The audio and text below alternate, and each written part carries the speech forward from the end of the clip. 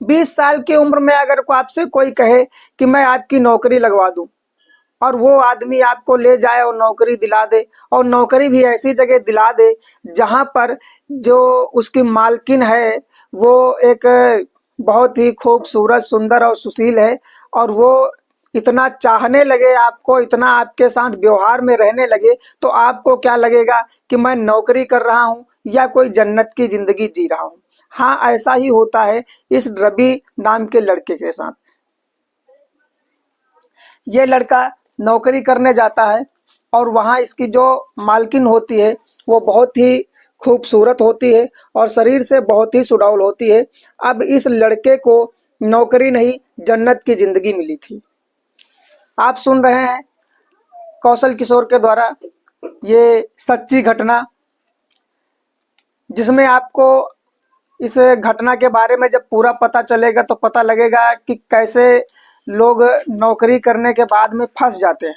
ये लड़का ऐसे ही फंस जाता है। ये उत्तराखंड के झालपुर गांव की कहानी है। यहाँ एक लड़का होता है रवि, और ये लड़का जब अपने घर में काम करने और सारी चीजें चलाने के बाद में इसका खर्चा नहीं चल पा रहा था, काम में इसका जो है मन नहीं लग रहा था, और ये बहुत ही परेशान हो गया था क्योंकि अब काम का इतना बोझ हो गया था, लेकिन उस काम के बोझ से घर के पैसा तो मिल नहीं रहा था उतना जिससे इसका परिवार चल पाए। तो इसका एक दोस्त होता है जो अभी अभी दुबई से आया होता है, और दुबई का वो जो दोस्त था वो फिर से वापस जाने वाला था। तो उससे ये लड़का कहता है रवि कि यार, अगर तुम्हारे पास कोई वहाँ मेरे लिए काम हो तो बता दीजिए, मैं भी काम कर लूँ। यहाँ से हमारा परिवार नहीं चल पा रहा है, 2 बच्चे हैं, बीवी है, मेरा खर्चा जो है वो अधिकांश है, और मैं नहीं चला पा रहा हूँ, इसलिए अगर तुम्हारे पास कोई काम हो तो बता दो और मैं चल करके आपके साथ काम कर लूँगा। हो सकता है वहाँ से मेरा जो बच्चों का जीवन है, जो मेरा पत्नी का खर्चा है, हो सकता है वहाँ से निकल आए, मैं दूर रह लूँगा घर से, कोई बात नहीं है।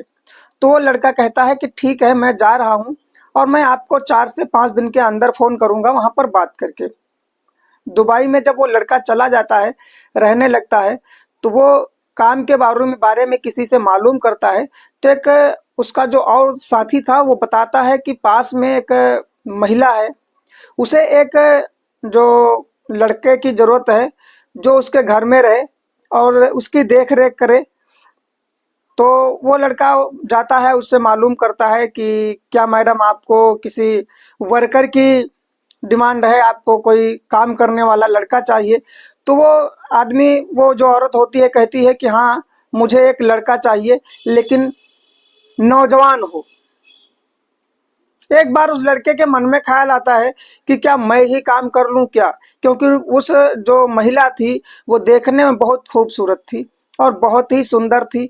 उसका जो स्वभाव था उसे बहुत अच्छा लग रहा था, बहुत ही पसंद आ रही थी वो महिला। तो लड़का सोचता है कि क्या मैं ही ये जो नौकरी ड्राइवरी की कर रहा हूँ छोड़ करके इस जगह पर काम कर लूँ, लेकिन यह उसके लिए संभव नहीं था।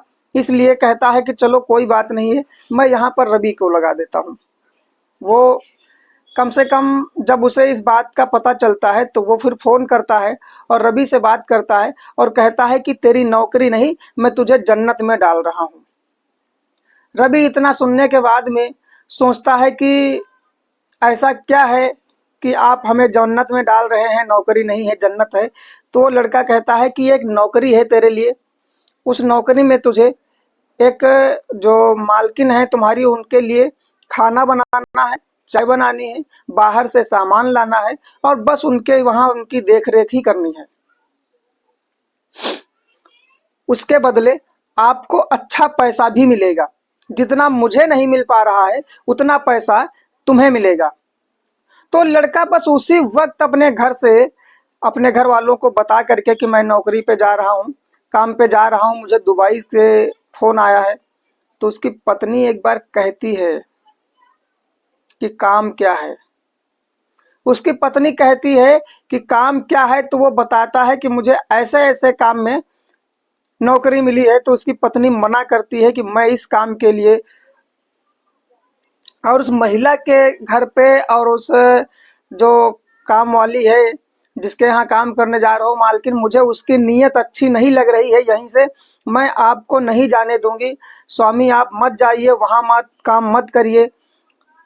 पर एक तो पैसे की भूख, और दूसरा जब इसे पता चलता है कि ऐसी ऐसी स्थिति है, एक खूबसूरत मैम साहब के वहाँ काम करना है, तो ये लड़का तो बिल्कुल ही रोके नहीं रुकता है और पत्नी से कहता है कि तुम इस सब प्रकार के चक्कर में मत पड़ो, भरोसा रखो, मैं वापस आ जाऊंगा बहुत जल्दी और वहां से आपके लिए पैसे भेजूंगा, जिससे हमारे जो खर्चे रुके पड़े हैं, जो परेशानी है घर की, वो सारी संभल जाएगी।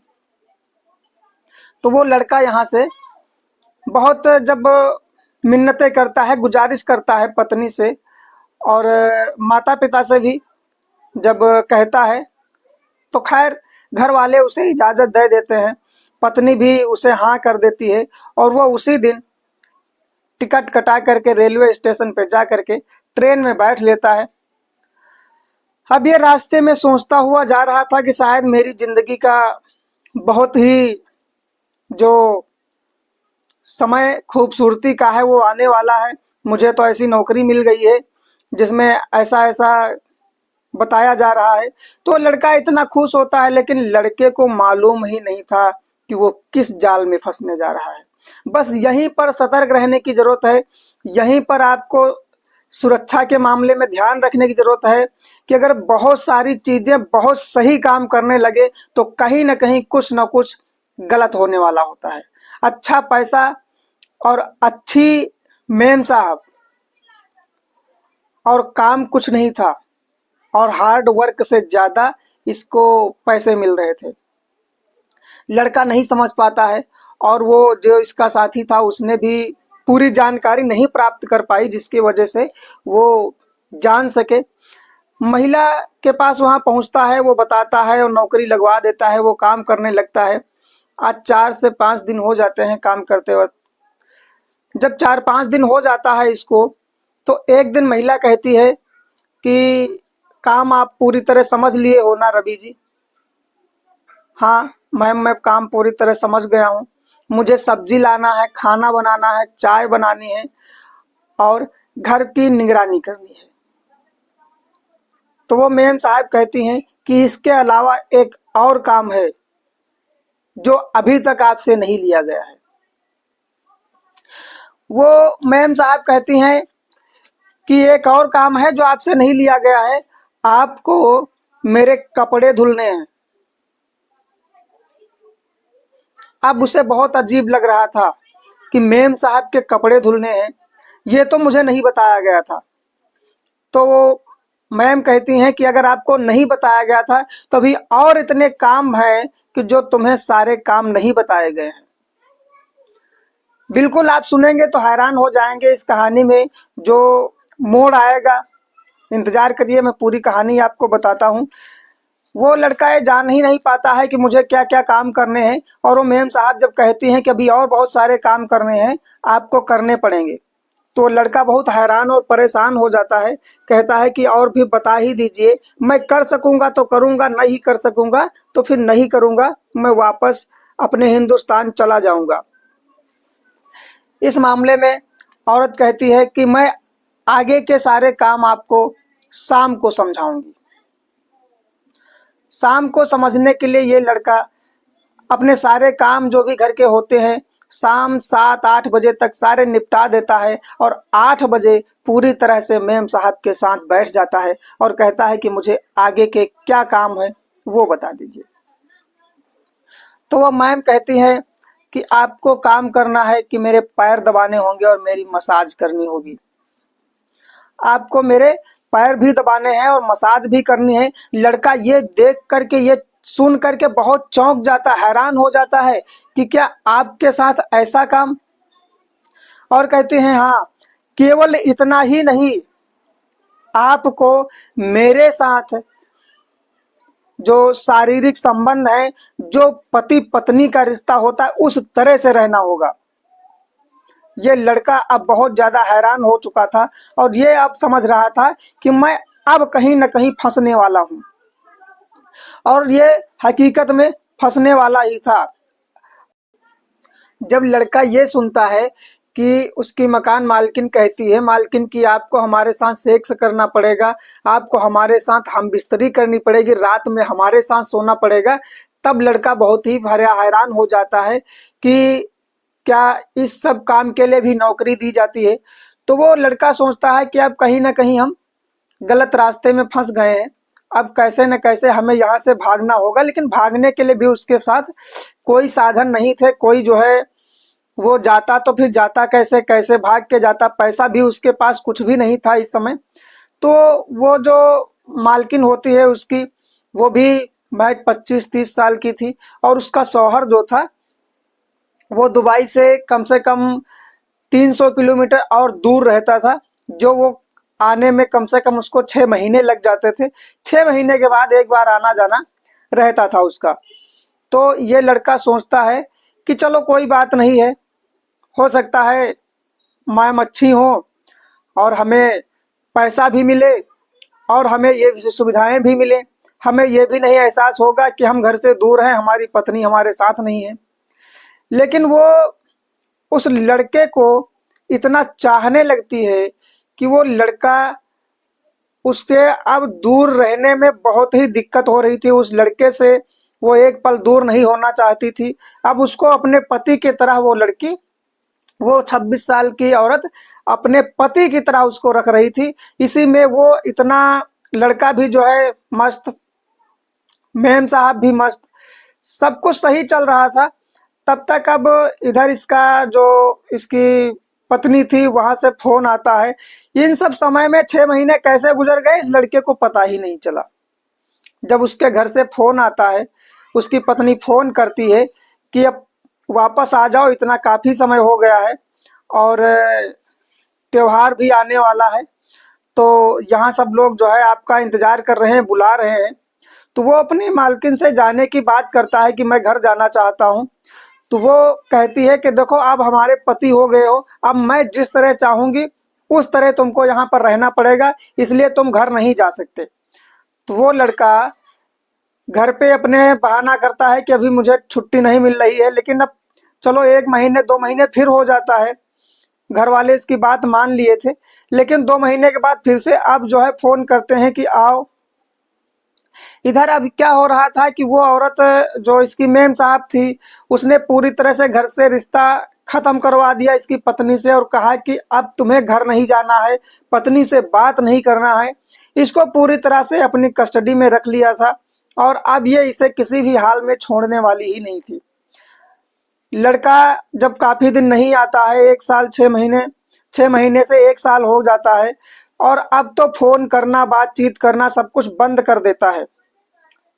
तब इसका जो दोस्त होता है, जब वो घर जाता है तो वो बताता है कि ऐसी ऐसी हालात में फंस गया है, अब आप लोग वहां जाकर के उसको ला सकते हैं। जब वो जाता है वहां, उसके घर के परिवार के लोग जाते हैं वहां लेने, तो उसको जब जबरदस्ती ला रहे होते हैं, तब वह महिला जो होती है वो इसके ऊपर दुबई के अंदर 376 का जो है रिपोर्ट लिखा देती है और 376 का केस लगता है, जिस केस में वहां पर इसे फांसी होनी थी। अब दो ही चांस थे, या तो उसके साथ समझौता करे और या फिर वो फांसी की सजा चढ़ जाता।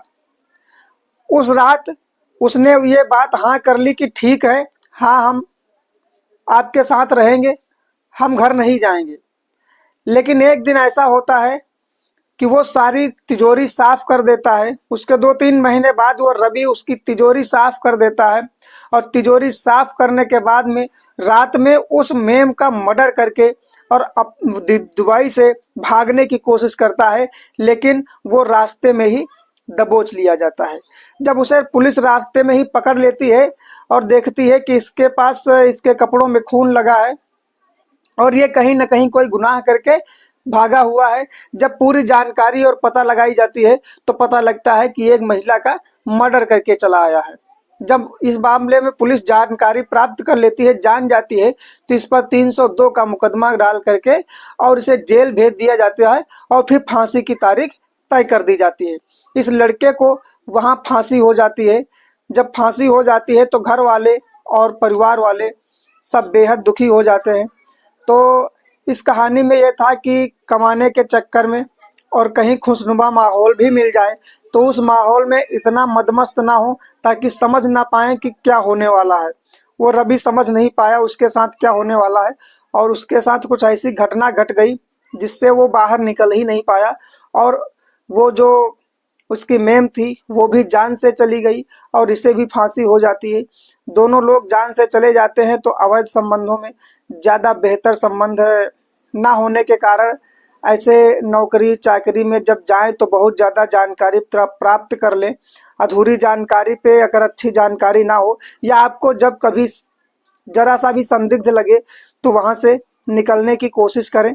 इस कहानी से बस यही संदेश था आप लोग कि हमें इस कहानी में राय भेजें, हमारी कहानी अच्छी थी या नहीं अच्छी थी। जिस कहानी की आप लोग कमेंट करेंगे, जैसी कहानी आप चाहेंगे वैसी सुनाएंगे। हम तो सच्ची घटनाओं का पाठक हूँ, पढ़ता रहता हूँ और आप लोगों को वीडियो के माध्यम से शेयर करता हूँ। इसलिए आप लोग मेरी कहानी के बारे में ज़रूर कमेंट करके बताएं। जहाँ भी हैं सतर्क रहें, सुरक्षित रहें और अपना